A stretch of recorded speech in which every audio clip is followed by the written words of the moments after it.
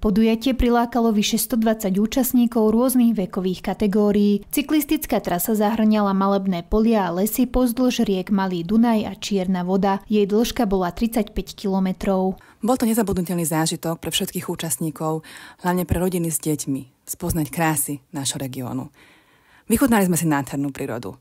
Cyklotrasy viedli po lesných cestičkách, no sem tam nás prekvapil terén, kde po dažďových dňoch v niektorých lokalitách bol len ťažko prejazdný.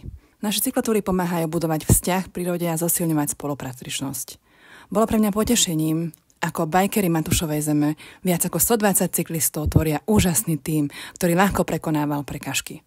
Matúšova zem, pomenovaná po vládcovi 14. storočia Matúšovi Čákovi Trenčianskom, je región bohatý na históriu a prírodné krásy. Centrom tohto územia je mesto Galanta, ktoré je známe pamiatkami po šľachtickom rode Esterháziovcov. Propagácia územia regiónu je pre nás kľúčová.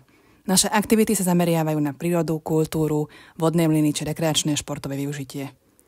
Tento región ponúka bohaté zážitky spojené s vodou, splavy riek, romantické plavby, pri západe slnka, termálne kúpaliska či potápanie v prírodných jazerách.